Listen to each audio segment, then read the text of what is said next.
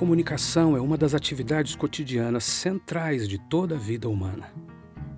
Cada aspecto da nossa existência envolve comunicação. Comunicação é compartilhamento de significados. Acontece por meio da troca de informação. É algo interativo e transita de um para o outro com laços de realimentação.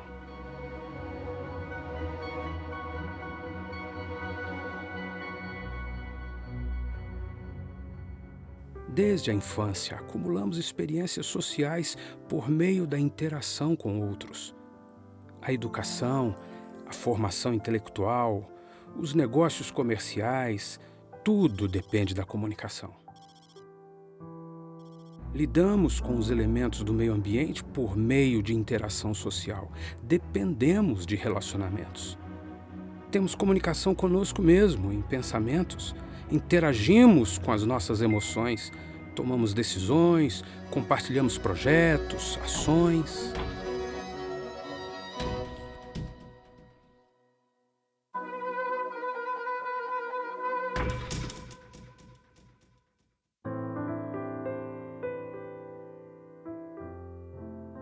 Todo relacionamento é uma constante troca de informações e significados. É impossível não comunicar. Até o silêncio ou a inércia expressam alguma coisa.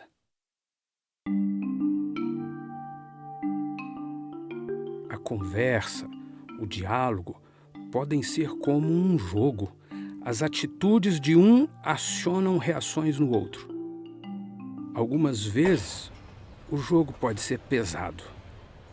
A troca de informações suscita emoções que se desdobram em novas palavras, que podem ter múltiplos sentidos. Para muita gente, o conteúdo comunicado chega assim. Para outros, o conteúdo é ofertado assim. Informações verbais e não verbais, que trocamos de alguma forma, em contextos específicos, produzem efeitos. Palavras são unidades de energia que transitam nas relações sociais. É preciso ouvir, pensar e aprender antes de falar.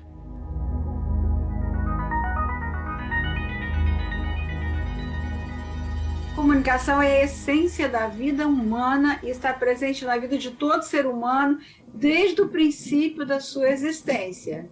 Então, nós somos seres da linguagem, nós somos inseridos no campo da linguagem desde o momento que nós somos gerados. Então, isso já há uma comunicação no ventre, né? Antes mesmo da gente aprender a articular a palavra, a linguagem já está presente em nós, é toda uma construção. E essa linguagem vem primeiramente dos nossos pais, que são os nossos primeiros contatos com o mundo, e já se faz presente mesmo no ventre da mãe. Comunicação talvez seja o mais simples, a forma mais simples que a gente tem de contar algo para alguém, e por isso mesmo, talvez, uma das mais complicadas. Eu lembro que estava fazendo uma das primeiras reportagens que eu fiz em Belo Horizonte.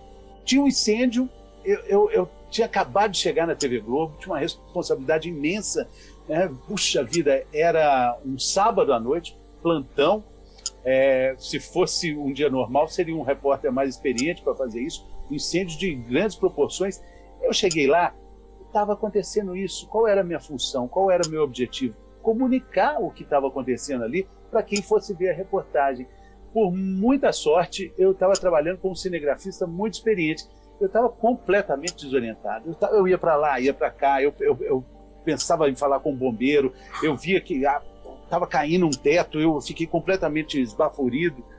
O cinegrafista me pegou assim, me puxou e falou assim: "Ô moleque, o que você está vendo? O que está acontecendo ali? Um incêndio. Caiu um teto, um andar caiu. Um andar caiu. Tem bombeiro? Tem. Eles estão jogando o quê? Pedra? Estão jogando água. Pronto. É simples assim. Então conta isso que você está vendo. é difícil e simples ao mesmo tempo e vice-versa, porque é só contar o que está acontecendo.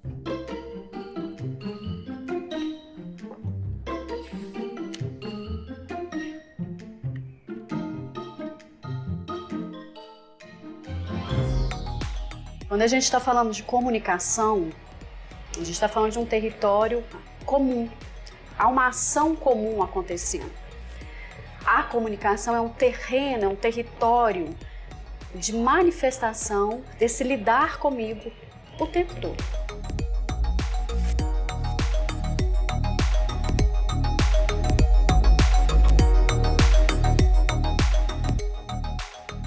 O autoconhecimento é o elemento mais importante para a melhoria da comunicação.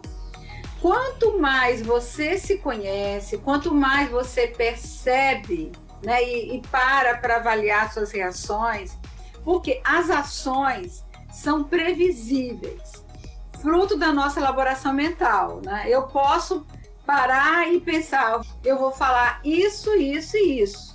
Então, eu já me programei para isso. Agora, as reações é fruto do que nós temos internamente.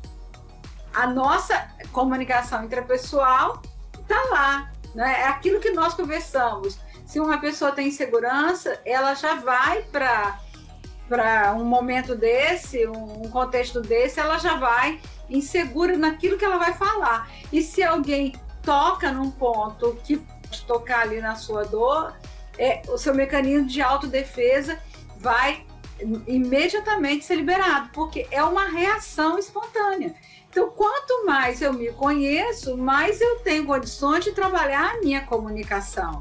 Na minha experiência de jornalista, eu percebo assim que quando a gente se emociona, mesmo que seja para o lado bom, mesmo que seja uma boa emoção, aí quando é uma emoção boa, uma emoção positiva, eu acho que até acrescenta. Mas essas emoções negativas como raiva, rancor, vingança, que são muito factíveis para todos nós, principalmente para um jornalista que acompanha a vida social de uma forma muito intensa, isso atrapalha bastante a nossa forma de contar uma história.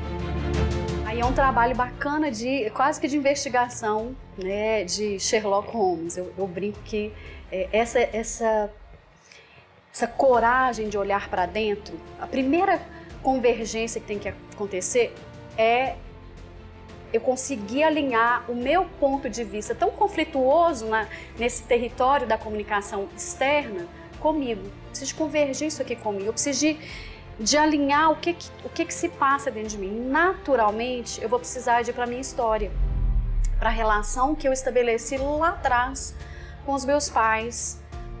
E aí, quando a gente fala de relação, a gente está falando de uma interação que ela acontece da qualidade que for, boa, ruim, excelente, péssima.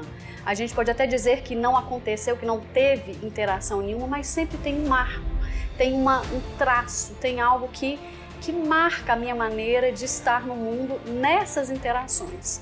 Então, para eu conseguir trabalhar a convergência na comunicação externa com outras pessoas, eu preciso de aprender a comunicar comigo, com a minha história, com a minha origem interativa, né? A comunicação, ela é uma interação, ela é uma via aí de mão dupla. Hoje eu me comporto de uma maneira bem diferente do que era há 30, 40 anos atrás. Sempre, quando mais jovem, eu era mais impulsivo, interrompia mais. E a gente vai percebendo o quanto isso é danoso para o diálogo, né?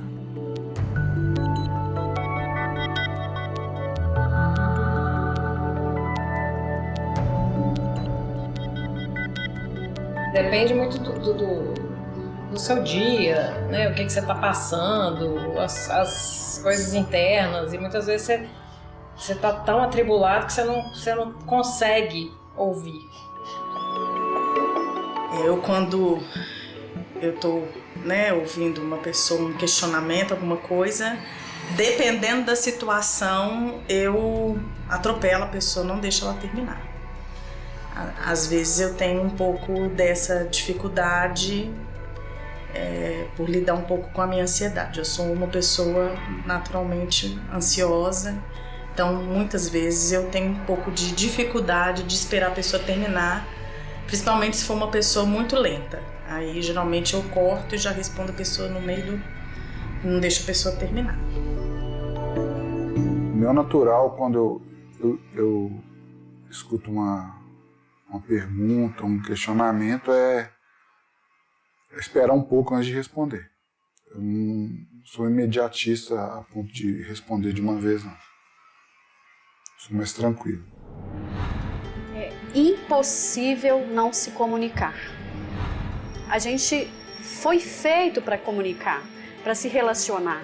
E cada um tem uma história que é única. Essa história vai me dar um script de interação.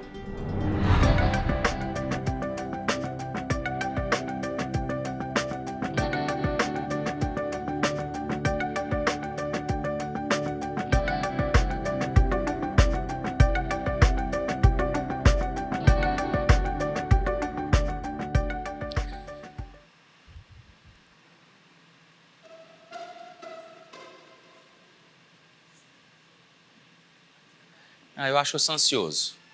Eu penso que uma das coisas que eu mais preciso trabalhar em mim seja a ansiedade. Impulsividade. Sou uma pessoa impulsiva, preciso trabalhar isso. Eu vejo que algo que eu preciso melhorar, um defeito meu, é a relação de colocar a razão na frente de todas as coisas. Eu não tenho a menor dúvida que o meu maior trabalho é a ansiedade. Existe uma diferença entre precipitado e rapidez. E a ansiedade, às vezes, me faz ser precipitado. Posso fazer minhas palavras dele, é a ansiedade mesmo, que me leva a ser precipitada e até mesmo na comunicação, uma luta pelo amadurecimento para entender que eu preciso ouvir e não falar antes. Um dos meus defeitos, né? É a ansiedade também, que eu penso que eu concluo para o outro que ele começou a falar, eu já concluí o que ele quis falar e já estou lá na frente pensando. Um dos meus maiores defeitos é colocar as minhas convicções na frente das convicções dos meus pares. Muitas vezes achar que a minha convicção é a certa e sem escutar opiniões contrárias aqui. Eu acho que reclusão, ou seria uma dificuldade de relacionar com as pessoas um pouco, e insegurança e medo de errar. Inclusive, quando eu fui chamada para estar aqui, a minha primeira reação foi: meu Deus, por que eu li essa mensagem? Só que eu tô tratando disso e essa é uma boa oportunidade, inclusive. Eu tenho a tendência a acreditar no primeiro plano uma necessidade ou algo que a pessoa me relata. E às vezes eu não checo essa informação e já passo para frente. Fulano está precisando disso, né? Então isso é um defeito meu, comprar essa briga logo, já vamos resolver isso. E eu nem estou sabendo se é verdade. Isso é um defeito meu. Tem um outro defeito que às vezes eu quero ficar mais recluso, não consigo. Aí eu vou aparecer onde eu não preciso aparecer.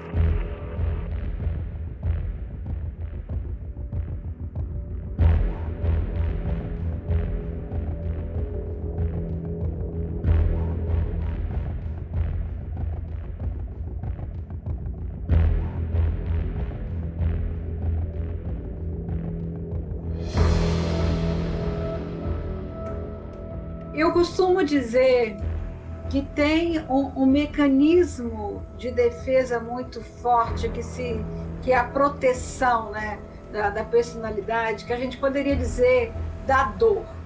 A dor, ela pode ser compreendida nos 3 tempos da vida. Quando a dor acontece, ela acontece no presente como uma mágoa. Quando alguém me fere, ela me fere aqui e agora.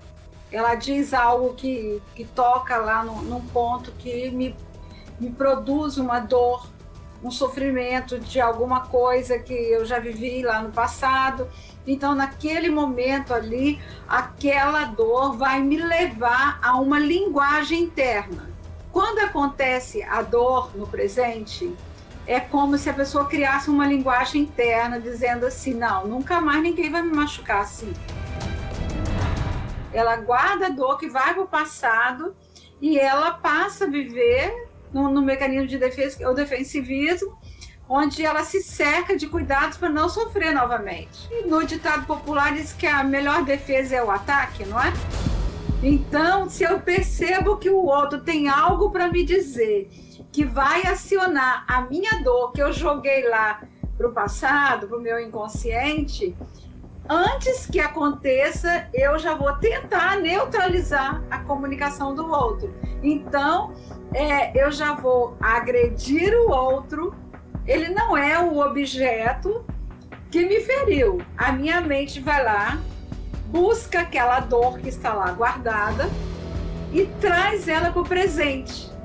Só que ela não retorna mais como uma mágoa. Ela retorna como raiva.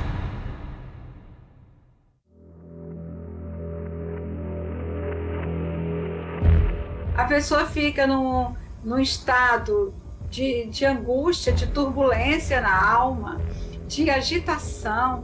E aí a comunicação dela é sempre uma comunicação agressiva. Está sempre como se estivesse com 10 pedras na mão. A irritabilidade faz com que ela perceba que todas as pessoas à sua volta podem, de alguma maneira, atingi-la.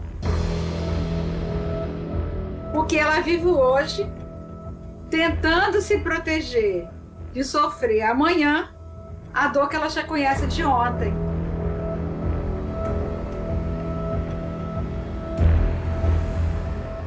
Isso contamina todo o seu processo de comunicação.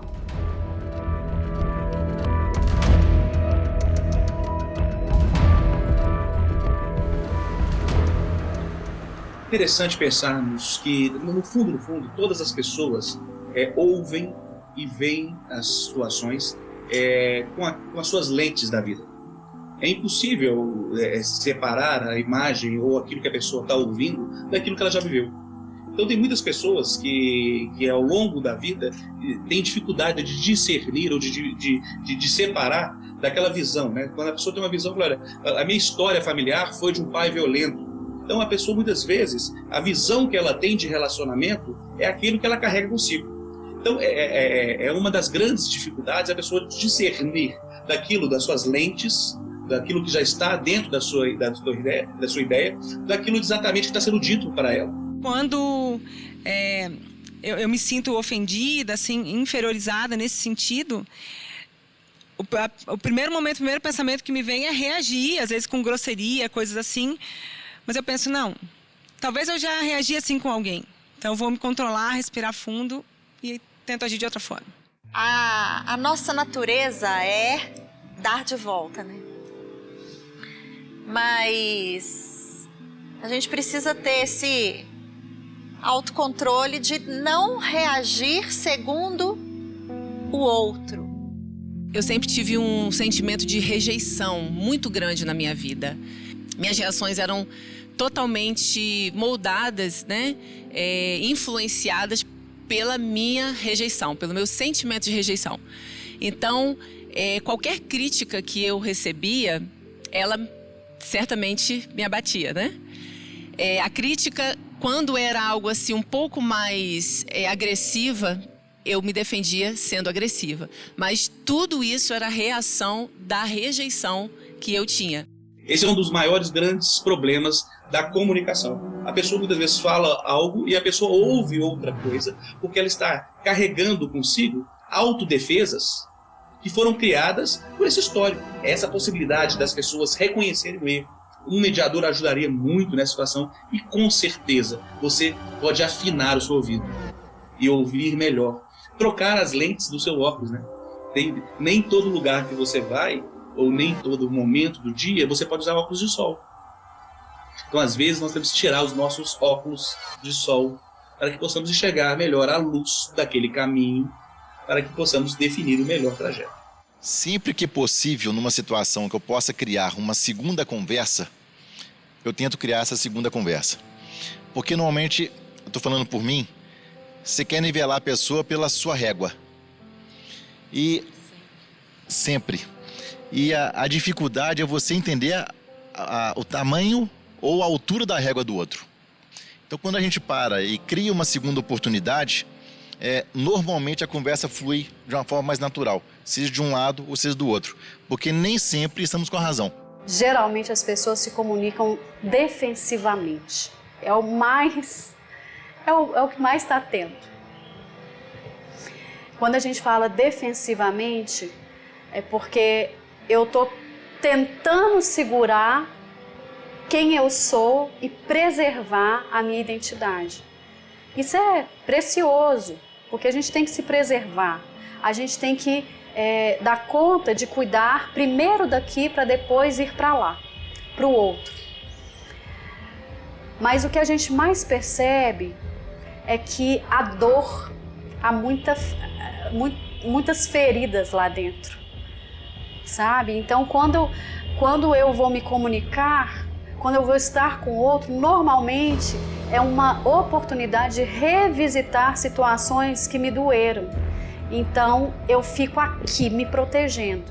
Para mim, o principal para você ouvir a pessoa é se colocar no lugar dela. Então, você se coloca no lugar dela, que é aí que você vai ter empatia, porque você precisa ter empatia, né? Para poder falar com a pessoa.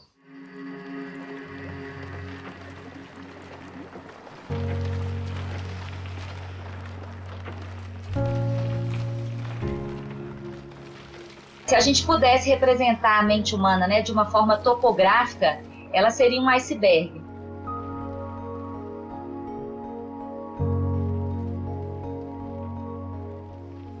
A nossa mente consciente, ela é responsável por tudo aquilo que a gente tem de fato consciência que a gente faz, né? São os nossos relacionamentos diários, as nossas atitudes, os nossos comportamentos. E a parte inconsciente, ela é formada por todos os registros que a gente teve na infância.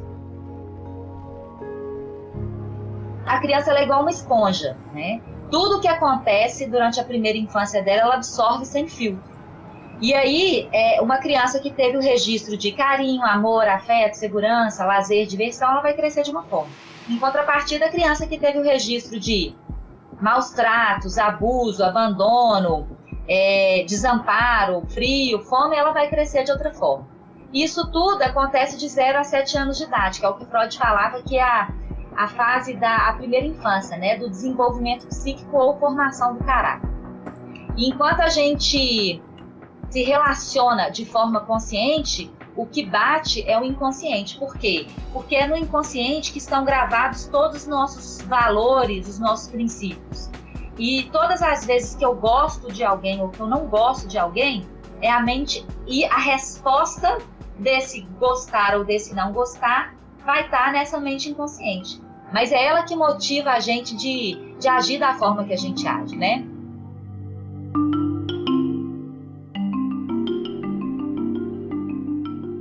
O ego, ele entra com esses mecanismos de defesa para proteger a gente da nossa própria realidade. Que a função é proteger a gente mesmo do sofrimento.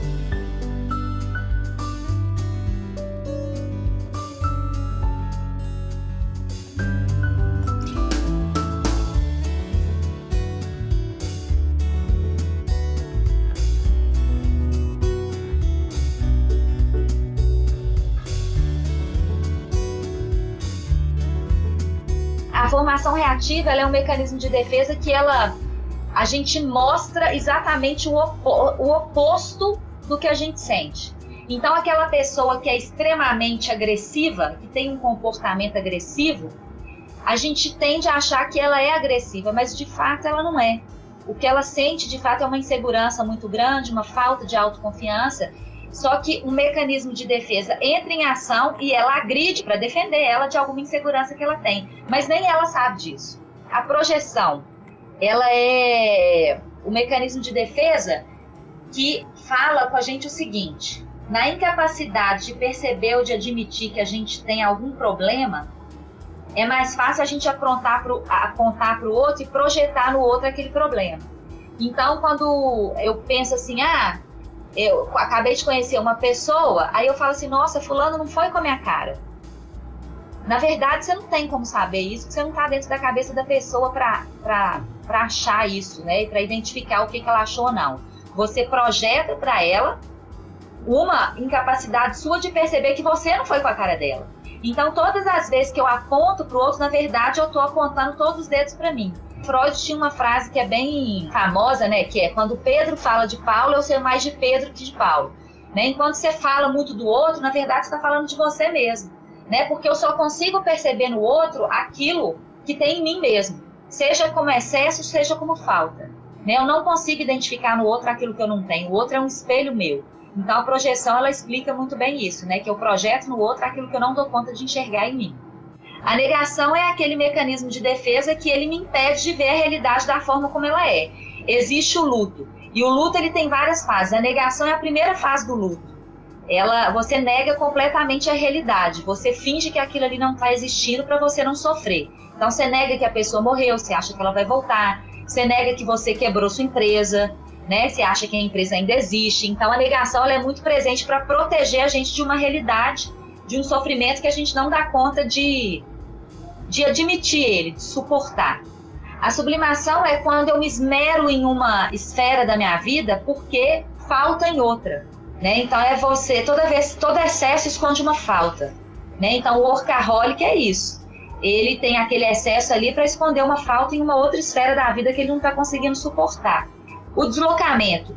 O deslocamento é um mecanismo que eu uso de forma inconsciente também, né, para deslocar uma coisa muito forte, um registro muito forte para outro.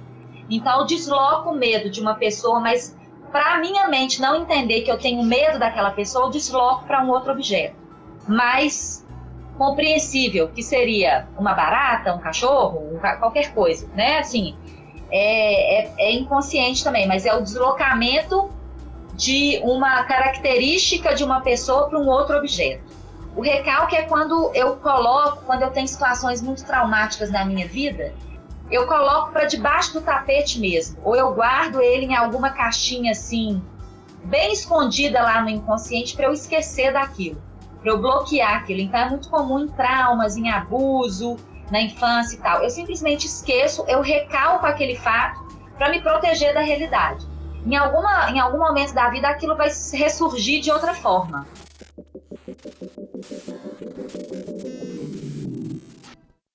Esses são os principais, né? A gente tem vários mecanismos de defesa que a gente usa, são vários.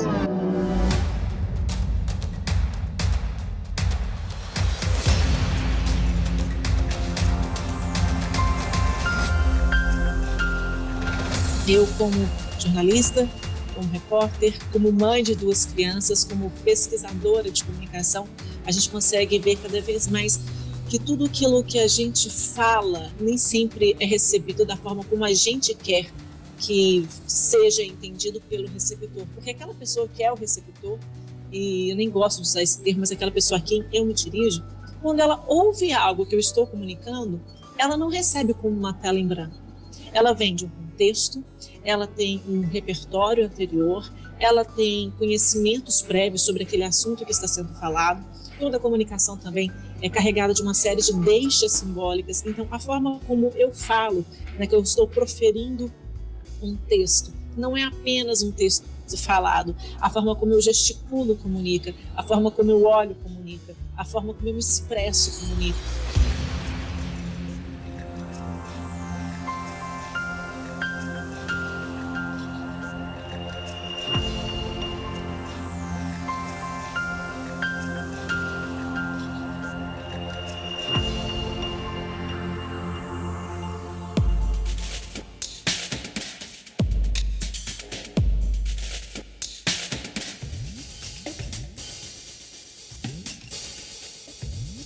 as situações difíceis que a gente passa, ou né, as situações difíceis no relacionamento, especificamente, elas acionam em nós modos, às vezes funcionais, às vezes disfuncionais.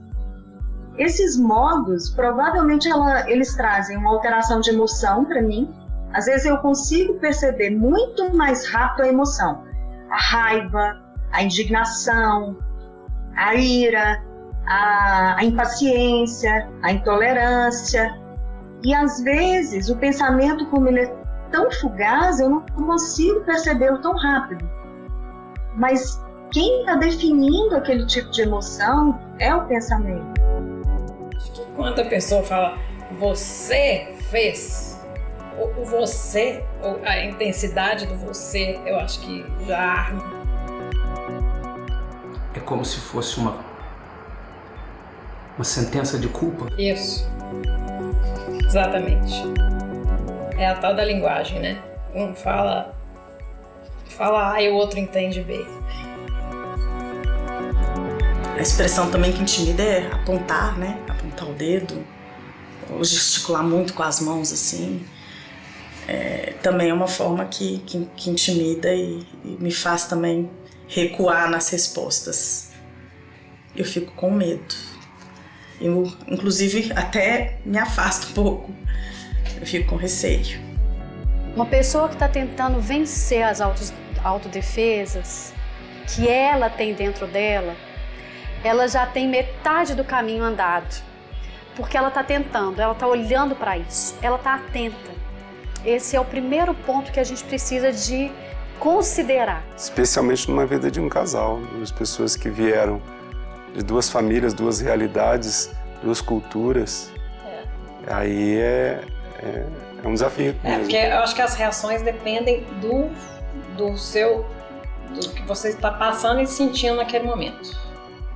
Então, se você sabe administrar o que você está sentindo e fazer um diagnóstico dos seus sentimentos, é mais fácil você não pensar dessa forma de achar que você está sendo acusado.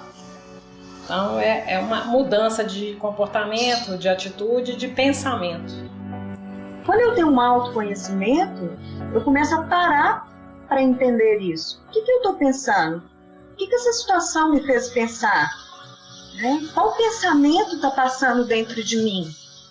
O que ela fez, o que ela trouxe de representação sobre mim mesma? Ou o que ela trouxe de representação sobre esse outro que eu estou tendo essa emoção? E o que ela me faz pensar também que esse outro pensa de mim? Então, quando eu começo a fazer isso, eu começo num processo de autoconhecimento, é um recurso que eu tenho. Eu gosto muito de quando a gente pensa nessa questão das deixas simbólicas, né? Elas nos ajudam a entender se aquela pessoa está entendendo ou se ela não está entendendo aquilo que a gente está falando. Então, quando você está conversando, com máscara fica tudo mais difícil. Mas quando você está conversando, se a pessoa não está entendendo, geralmente os olhos começam a rodar, ela começa a ficar um pouco desconfortável. E um grande problema da comunicação é que muitas vezes as pessoas envolvidas, elas têm medo de assumir que não sabem daquilo que está sendo tratado. Elas têm medo de reconhecer de que, não, peraí, eu preciso de mais informações do que isso que você está me dando para poder interpretar essa comunicação. O melhor que pode acontecer é quando o jornalista exerce algo fantástico, uma prerrogativa maravilhosa que existe nessa nossa profissão, que é o fato de se educar enquanto a gente trabalha. A gente pode aprender, se educar no sentido de ter mais conhecimento. Quando a gente se entrega a isso, quando a gente tem essa humildade, quando a gente tem essa percepção e cresce com isso, a notícia também cresce. O que a gente está fazendo, o que a gente está escrevendo, também ganha corpo, também ganha essa vitalidade, esse conteúdo. Nem sempre a gente tem essa humildade de perceber isso, que a gente pode aprender sempre quando faz uma pergunta, porque de fato você está fazendo uma pergunta. Eu procuro, na conversa, fazer perguntas para a pessoa e saber do outro, conhecer o outro. Com isso, eu aprendo muito conversando com as pessoas. A minha necessidade primeiro, para saber como responder, é ouvir o que o outro quer falar. Então, ao passo que ele vai falando, a gente vai formando a ideia para poder responder. Mas a chave de tudo foi a maturidade de compreender que primeiro eu precisava ouvir. Sempre tem um interlocutor e tem um ouvinte. E tem a hora de falar e tem a hora de ouvir, né? Trazendo isso, eu acho que para a realidade em que a gente vive de jovens hoje, o mundo cada vez mais ele cobra que você se comunique de uma maneira muito clara. E isso acaba precipitando para que a gente sempre queira falar primeiro. Quando alguém vem conversar comigo, primeiramente eu fico surpresa da pessoa vir puxar assunto comigo. E às vezes eu fico nervosa, eu confesso, porque eu fico preocupada com, ai meu Deus, será que eu vou saber o que falar com a pessoa? Só que eu aprendi que quando você ouve com atenção, ao invés de ficar preocupado com o que você vai ter que falar depois, quando você realmente escuta a pessoa, assim, dá 100% disso, você sempre vai ter o que falar. Nem que seja uma pergunta com base no que a pessoa te falou. Então o segredo, no final das contas, é só escutar as pessoas. Eu acredito que a melhor forma da pessoa aprender a ouvir ou se relacionar seja se ouvindo, né? E para isso, a solitude, o estudo, a introspecção ajuda a pessoa a se compreender melhor.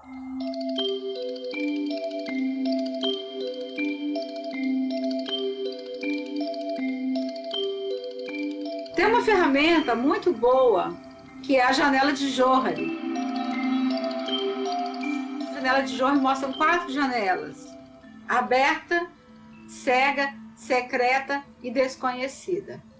Aberta é o que eu sei sobre mim, o outro também sabe. Porque tanto eu digo para o outro, na minha comunicação é perceptível o jeito de eu me comunicar, como se eu sou assertiva ou não, se eu sou ansiosa ou não. Então, eu sei, o outro sabe. É fácil numa avaliação. Quando a gente faz, por exemplo, uma avaliação de desempenho, que a gente pergunta para os nossos colaboradores, o que eu preciso melhorar na minha comunicação?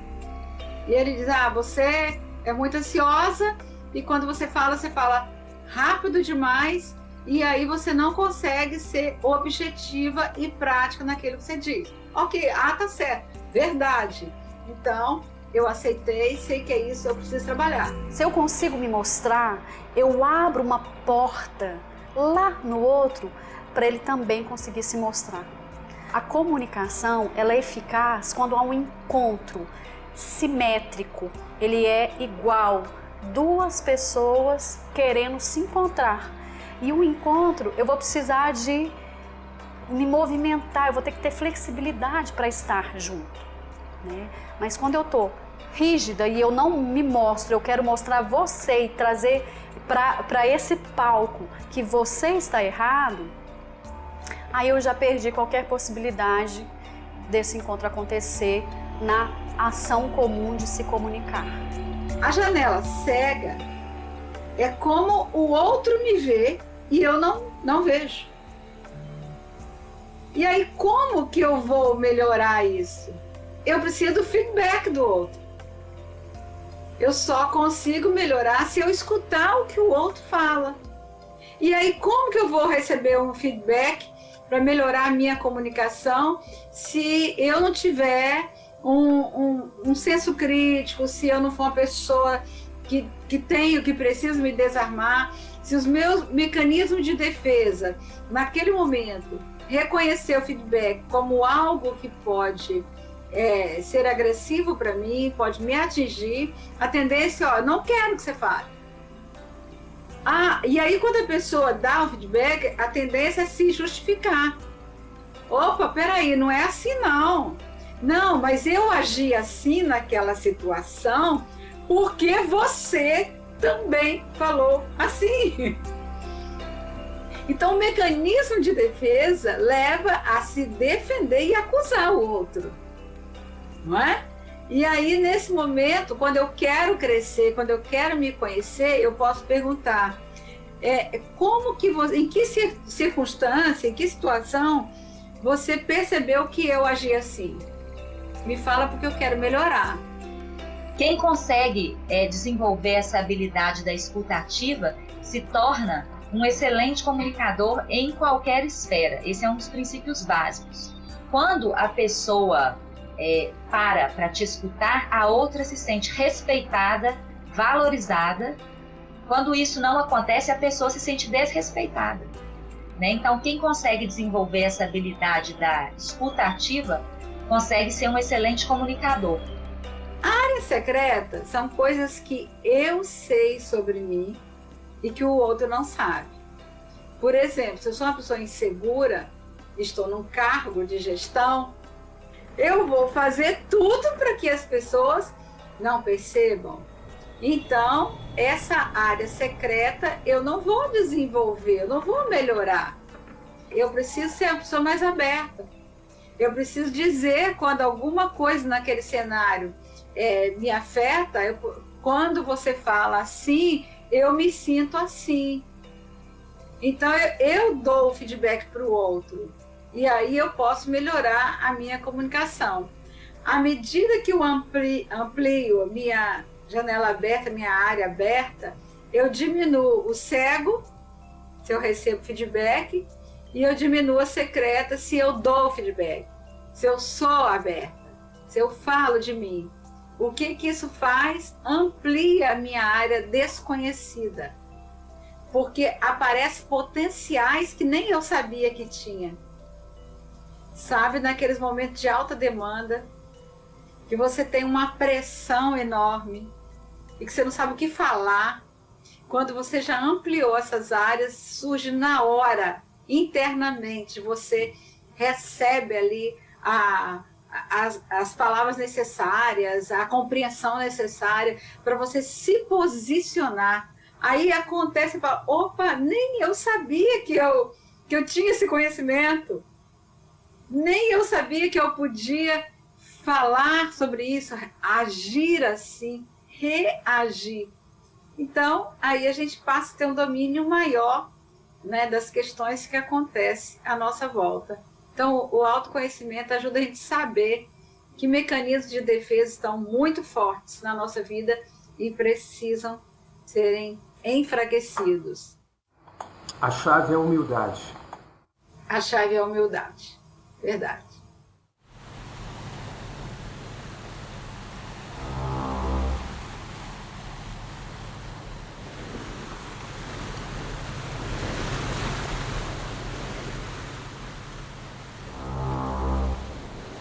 Observem os navios, que sendo tão grandes e enfrentando fortes ventos, por um pequeno leme são dirigidos para onde queira o comandante. Assim é a língua, pequeno órgão que se gaba de grandes coisas.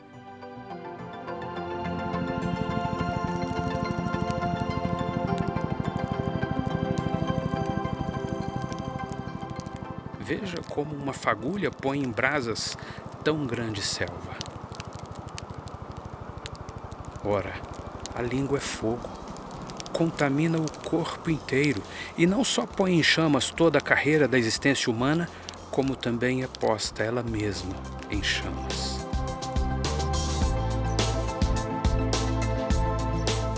Assim pode ser a palavra. É preciso ouvir, pensar e aprender antes de falar.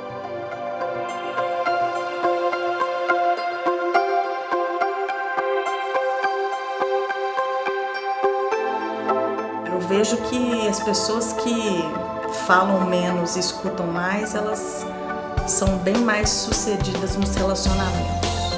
Eu entendo hoje, no caso do nosso relacionamento, que fez muito bem. Porque as brigas não vão para frente, elas não rendem. Então eu acho que o silêncio às vezes é muito bom, sim.